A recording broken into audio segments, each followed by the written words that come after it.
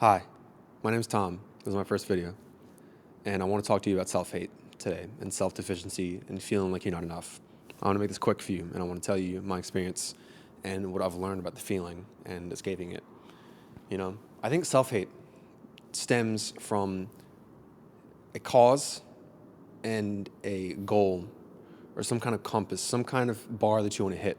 It could be a personality trait, it could be progress, it could be something you want to change about yourself, it could be anything, but it stems from having some part of your life that you want to improve and seeing that there's something else out there that it could be,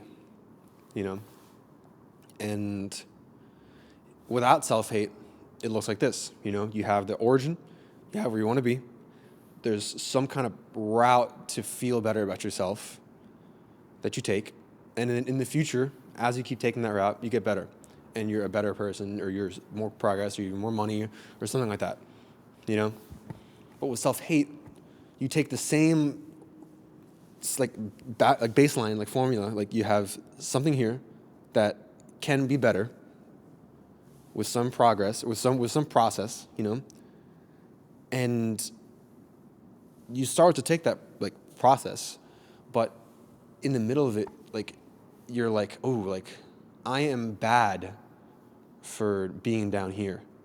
I am bad. I am not enough. There's a deficiency there, and this comes from anything. For example, I'm a comic artist, and I had to train myself how to draw. And when I was learning how to draw, I would see all these better artists than me, and it was half inspiration and half like I'm scum for not being good enough, and this could be anything. And to cut to the point, self-hate is a total poison on your mind, but it's a poison that you yourself are imposing. It's all in here, which means that you can control it. The world's not telling you to do this. Nobody's telling you to hate yourself. It's just you, which means that everything is under your control, which means you can do something about it. You can't prove self-hate wrong. That's the point, too. You can't prove it wrong. You might think that, once you get from here to here, the self-hate will disappear because you made it. You made the bar. Hooray. But that's not how it works.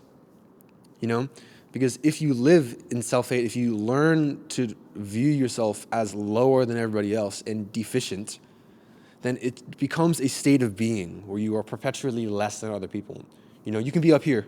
You can even get past that, Like where I'm at right now, I've been drawing for 8 years, and I'm finally good enough to be in a book, I would say. My art has finally progressed that much, And if I didn't escape self-hate, I would still be convinced that I am not enough, It's a total poison in your mind. And for me, the way I've had to escape it is by shedding it. It's something you have to get off of your conscience. It's something you have to get off your skin. I really want to make sure that this point goes across. Self-hate is never something you rise up and beat. It's never something you rise to the challenge and then you're good enough. Which is what you think it is, because it's based on a deficiency and some kind of progress, in my experience. I'm creative, so maybe that's it for me. But also, if it's about personality traits or something else that you want to change in your life, I would also assume that it would be some kind of thing that you would have to fix over time, something you would have to get better over time. But the process of escaping that fucking pit of despair that self-hate gets you in, it's never rising to the challenge. It's shedding it off of your skin. It's getting it out of, it's something that happens in the moment, And for me, that, transpired by looking at where I was, just look in the mirror, no distractions and no nothing. And you have to learn to be okay with what you have right now. I'm not even saying be satisfied. I'm just saying look at yourself right now and tell yourself that you're enough.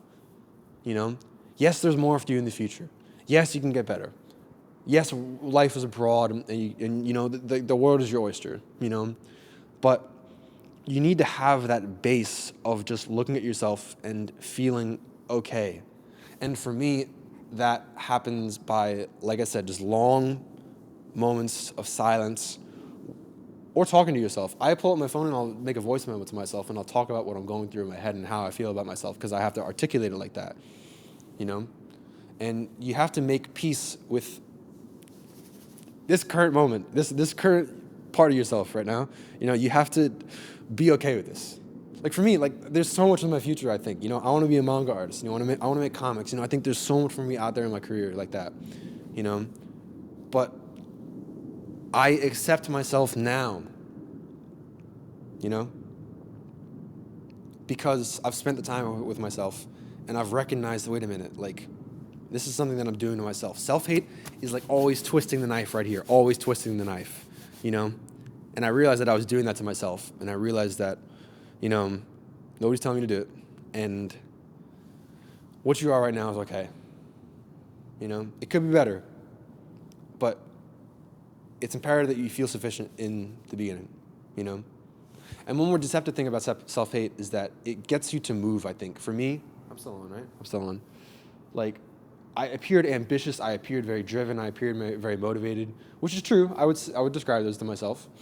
But I was always progressing, I was always in the gym, I was always drawing with this feeling, with this kick of like, not enough, not enough, not enough, not enough, not enough, you know, for years. And that will get you to move, that will get you to progress, you know, but it hurts, man. It makes life worse.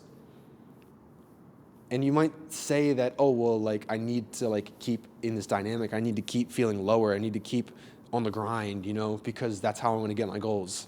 And I don't even think that's necessary. I don't think it's necessary, you know.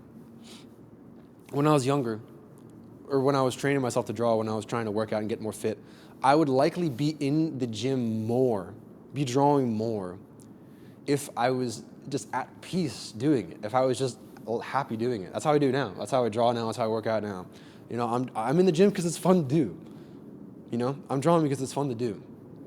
Yes, I want to get better. I'm not like excessively happy with this. I'm not saying I'm totally at peace with this right now, but I don't hate myself for it anymore. And that's a good feeling. It's a good feeling to just look at yourself and be like, there's more for me, but this is okay. And it's possible for you too if you go through this. You know, it's all in your head. Yeah, you know, I think I'll leave it at that. One more thing I want to mention, you know, is that if you suffer from low confidence like I did, you know, I would say that one more fix to get your confidence up is not affirmations that you are enough. You know, it's not saying like, I am good, I am good, I am good. You know, it's proof that you are what you say you are. You know, for me as an artist, this meant a lot. You know, like I didn't gain confidence as an artist by saying I am an artist, I will be an artist. I drew, and then I had a picture. I'm like, oh, here's evidence that like I am what I want to be, that I am what I say I am, that there's potential here. You know, yeah. And then learning how to accept yourself, I would say. Again, it's not sitting there and saying, I am good, I am good, I am good. It's looking at all your traits in a very logical way, you know, looking at your background, who you are, and trying to assess yourself, not just with like basic good or bad, just like actually look at what you're trying to do. And then not even to say that I am good, I am great, just like be at peace with this moment. You know there's more, but just be at peace with the moment. I'm not a therapist, I'm not an expert. This is my first video. It's unscripted. You know, I just wanted to kind of make a video about my experiences just because I wanted to tell people who are still suffering with self-hate out there that there's a way out. You know, and it's hell, you know, to look at yourself every day and just not feel good, just to feel like scum, you know, for any reason. I had a lot of reasons, you know, but for any reason, you know, and I'm telling you that it just doesn't have to be like that. It's all up to you. So I guess that's where I'll leave this video off. I'm still new at this, but expect more videos on this kind of topic, you know, about life and things like this. I think it's really important to talk and connect with people about things like this. I mentioned I'm a comic artist. My Instagram is also in my bio. And I don't think I did it earlier in the video. I'll put some pages up right here of what I do, you know. My technique is not like super amazing right now, but it's good enough, you know, it's okay. I could hate myself and be like, I'm not enough yet, I'll work harder. But I'm like, I don't want to feel miserable. I'm okay. This is okay right now, you know, I'm okay. And you can do this at any stage in life, you know. And then just get little wins to up your confidence, get little evidence, you know. Just like little bits of evidence that say, wait a minute, like I can do this. I think there is potential here, you know. This is not too much of an organized video, but I'll cap it here. Thank you for watching. I appreciate it. Please subscribe if you'd like more. And I'm going to keep making videos, so hopefully I'll see you again soon.